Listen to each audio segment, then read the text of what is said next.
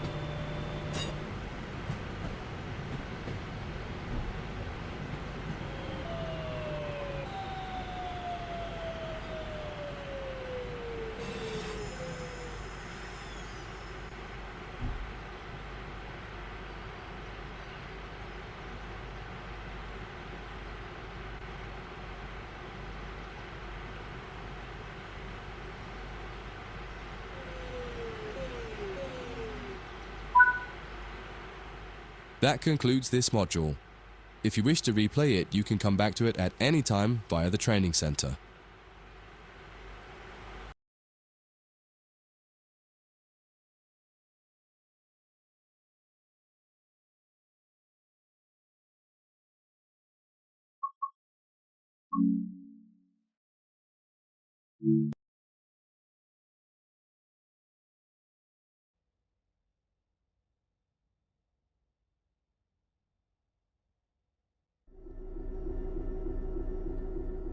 In this training module, you're going to learn to drive a diesel-electric locomotive and how the controls differ from a multiple unit.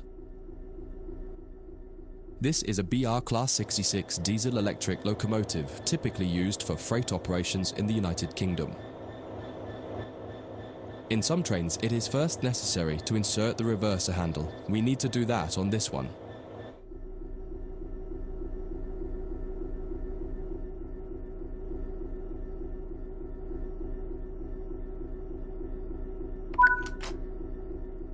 We want to move the train forwards, so move the reverser in that direction.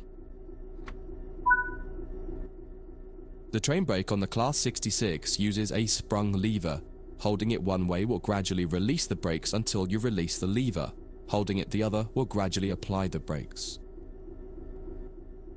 You need to keep an eye on the two brake gauges in front of you. The larger one in the middle is the brake pipe. The outside needle shows the target pressure and the inside needle shows the actual pressure. When you apply or release the brakes, the outer needle moves and the onboard control systems will begin to adjust the brakes to match your setting. You can make a change to the brakes and focus on the road ahead while the system works to match the pressure you've set. The second gauge of note is the brake cylinder gauge, which is the second from the left. This tells you exactly what is happening with the brakes on the two sets of wheels on the locomotive. If the needles are raised to a V shape, that means they are fully applied. When the needles are both pointing directly down, the brakes on the locomotive will be fully released. You can learn more about braking systems elsewhere in the training center. But for now, you just need to remember that you are directly controlling the outer needle on the brake pipe gauge and that the end result is shown on the brake cylinder gauge. Keep the brake control in release until you can see the brake pipe control needle is reading 5 bar, pointing upwards. This will release the brakes fully.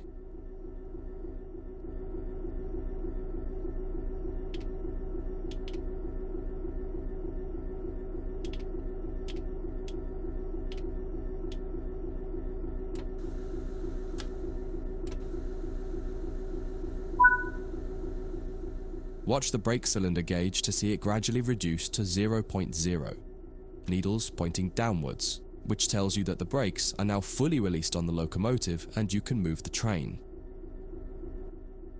It's important to note that the brake cylinder gauge is only telling you what's happening on your locomotive. If you have wagons attached, they can take a little longer to release, so if the train doesn't move immediately, don't worry. Apply some throttle to get the train moving.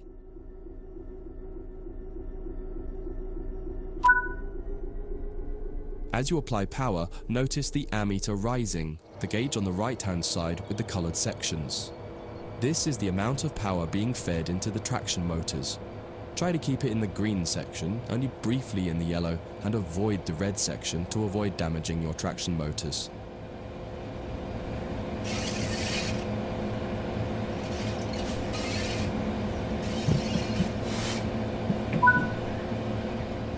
Now that you've reached your target speed, you can move the throttle control back to 0. The train will then coast on level ground and the train will only slow down very gradually.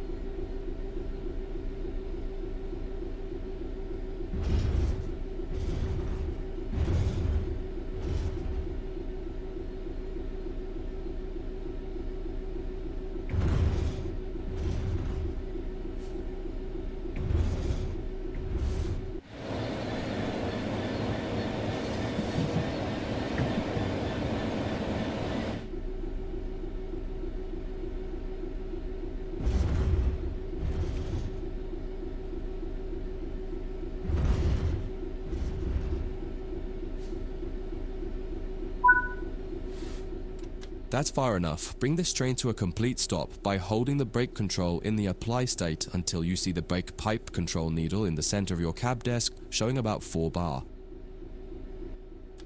The amount of braking you'll need to apply also varies depending on whether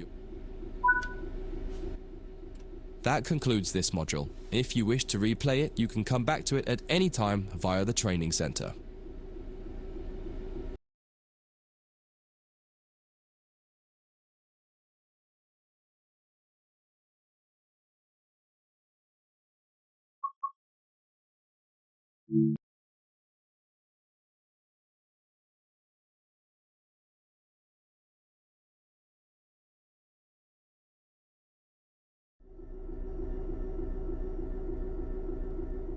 In this training module, you'll be learning about changing ends with a locomotive.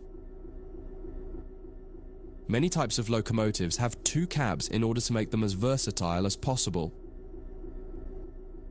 While the cabs are often virtually identical, they are often referred to as either the A and B ends, number 1 or 2 end, or simply their front and back. Usually the designation of the cab is written somewhere in the cab. In the case of the Class 66, it's above the window on the right-hand side. In this case, you can see you're in the number 1 cab. All the junctions will be set for you in this module. You'll just be focusing on the locomotive.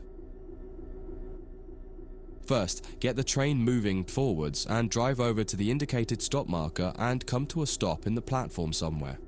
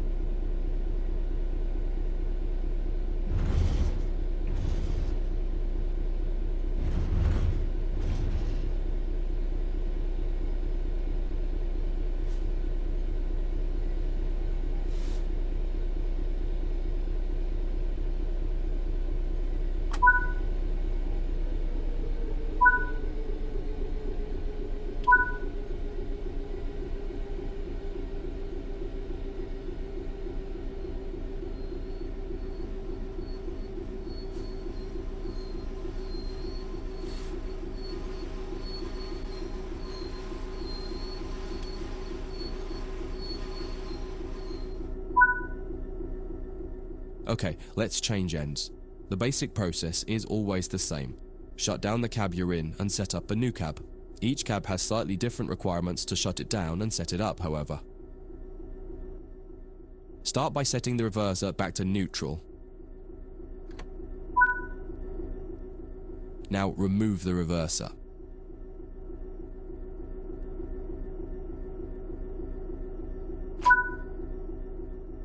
Removing the reverser has automatically applied the brakes on the locomotive, so you don't need to worry about what happens when you change ends or what position to leave the train brake in. On this locomotive and on some others, you also need to make sure to put the locomotive brake in the release position when you're ready to switch cabs. If you don't, the controls in the other cab won't be able to release the brake. Before you move to the other cab, set the tail lights on and turn the headlights off. If you've used cab light or desk lights, turn those off too.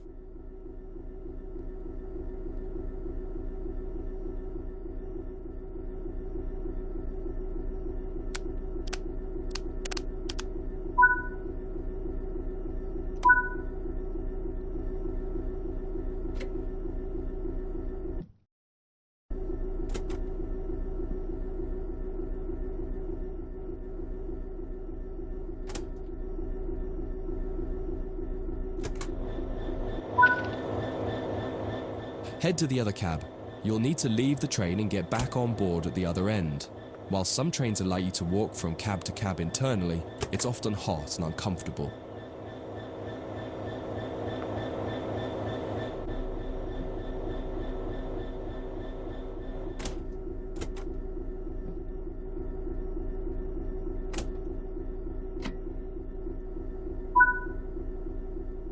Notice that this end shows that you're in cab number 2 with the writing above the right-hand window. Get the cab set up as per normal and then pull forward to the marker in the other siding and come to a stop anywhere in there. Don't worry about junctions, they've all been set for you.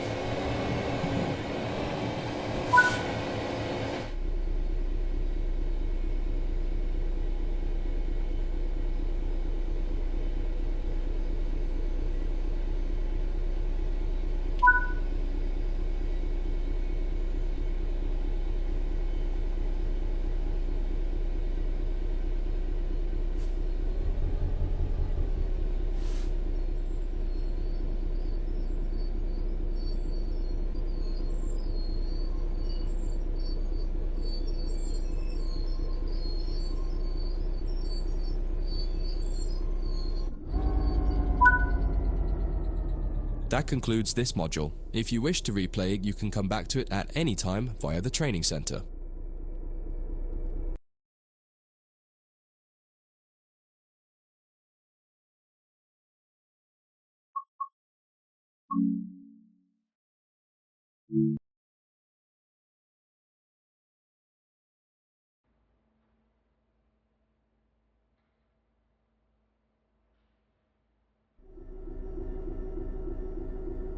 In this trading module, you'll move some mineral wagons to a new location and learn how to couple and uncouple the wagons to your locomotive. All junctions are going to be changed automatically for you in this tutorial, so you can focus on driving. The mineral wagons are located ahead of us. Start by putting gently forwards until you touch the wagons and stop. This will take some practice as it requires a lot more fine control. You'll find the locomotive brake is easier and more responsive. Take your time. If you hit the wagons too hard, they might come off the track, so try to be gentle and aim for 2 miles per hour or under as you touch them. You may also prefer the external camera to give more visibility, particularly as you get close to the wagons.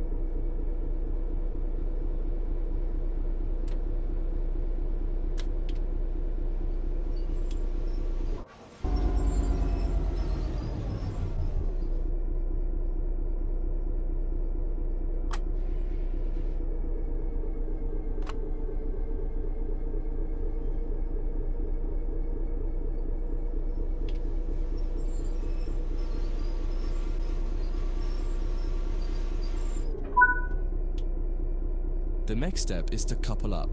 You can either do this by using the external camera or by getting out and doing it by hand. In this tutorial, you'll learn both techniques so you can decide which one you prefer.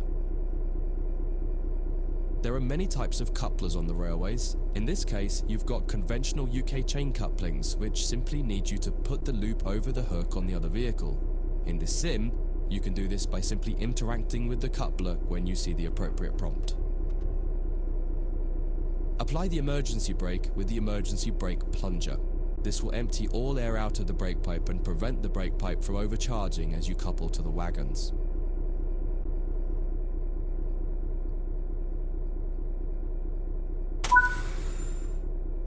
You'll do this one by getting out of the train. Leave the cab and walk over to the coupling.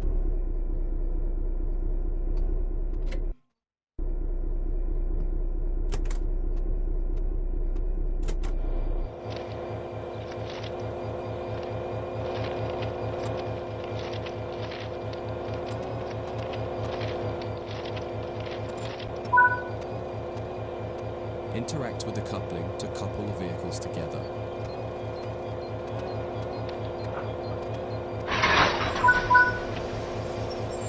Now head back to the cab.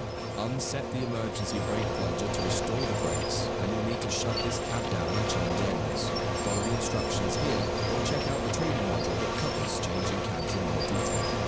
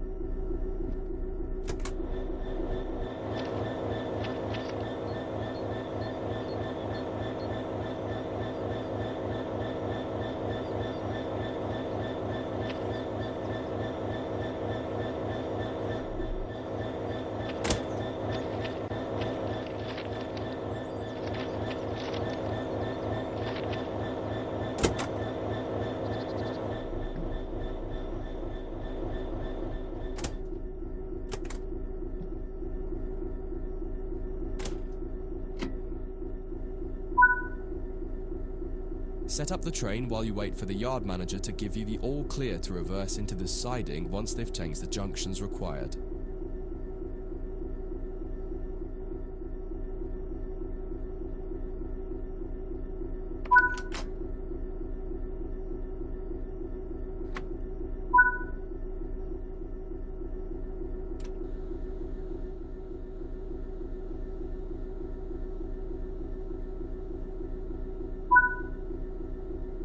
Junction set, you're clear to go. Now pull the train forward and notice how the brake pipe responds more slowly as you release the brakes. You'll feel your train taking more time to respond. It will also feel sluggish as it has extra weight behind it. Take this into consideration as you drive, noting that it now takes longer to speed up and, more importantly, longer to slow down.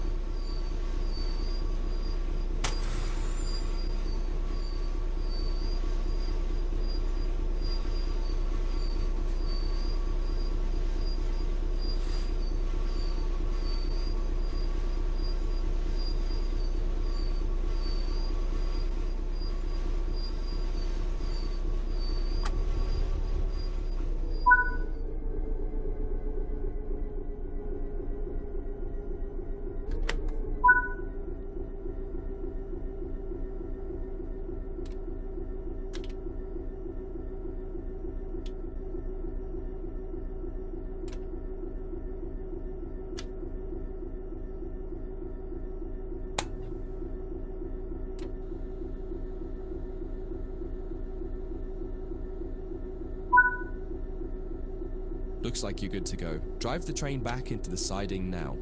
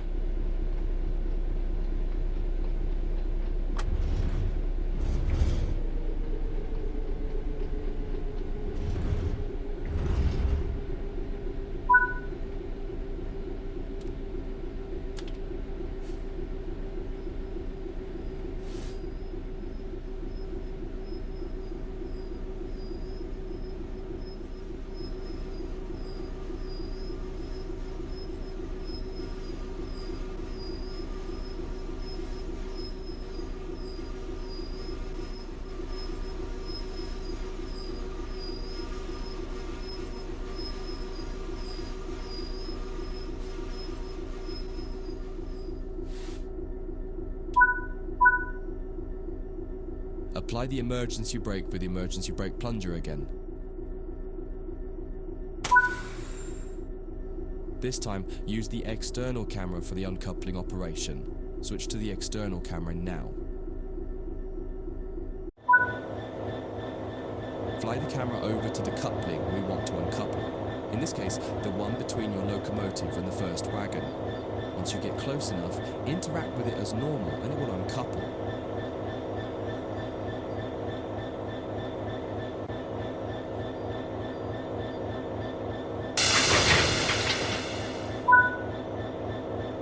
That concludes this module. If you wish to replay it, you can come back to it at any time via the training center.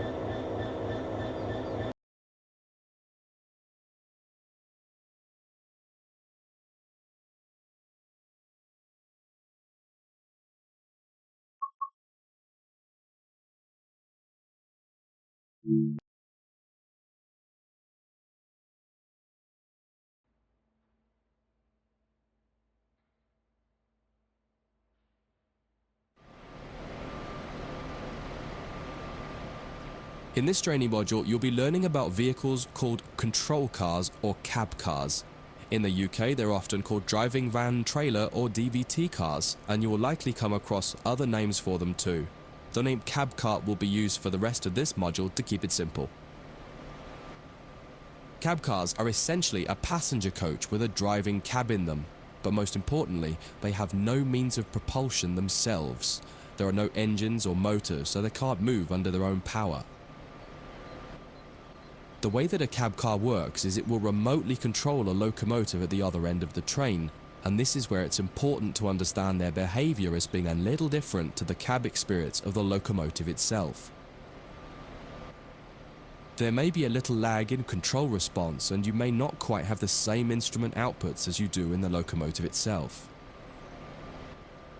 For this module, you'll be taking this German Doppelstock cab car, which has a BR146.2 locomotive at the other end, setting it up and then driving it forwards to a marker at the other end of the yard area. Revisit this module a couple of times to try different things out and get familiar with the subtle difference when driving from the cab car. One of the biggest and most obvious differences when driving from the cab car is that there's a lot less sound. Since all the motors and fans are at the other end of the train, it can be a little disconcerting at first.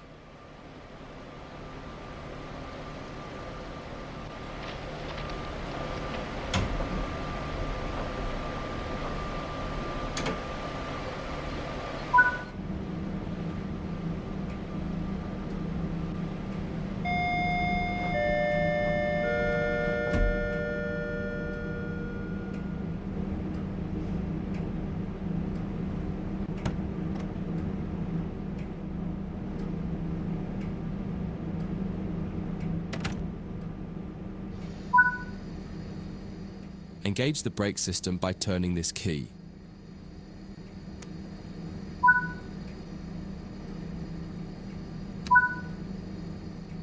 Put the reverser in forwards. Turn on the headlights and set the signal light switch to headlights. Most German trains have these two controls to enable headlights, one on the desk and one on the back wheel.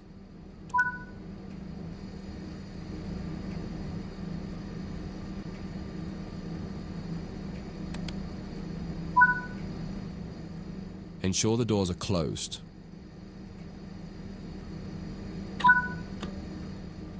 Release the brakes and apply some power to get moving.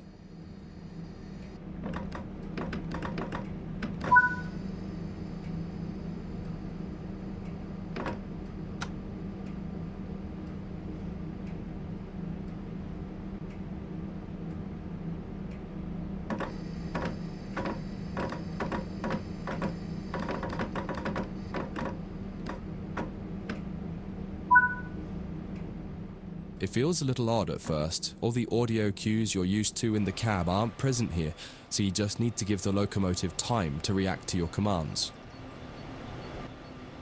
Experiment with some power and some brakes and see how the train reacts.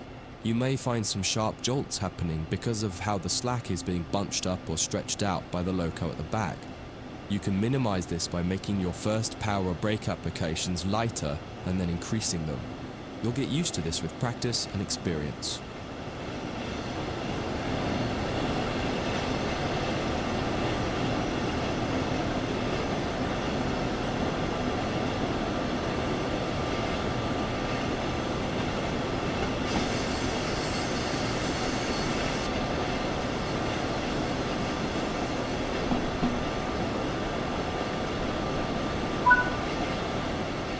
Cut the power and coast the rest of the way.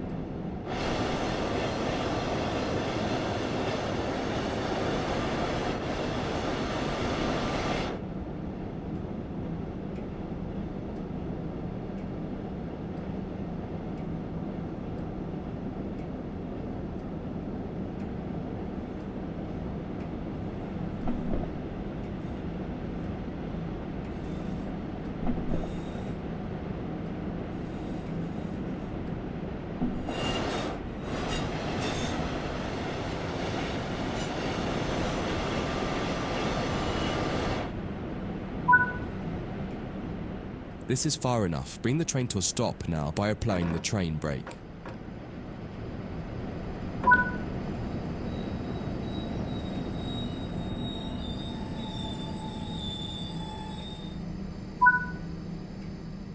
This is just a brief introduction to cab cars.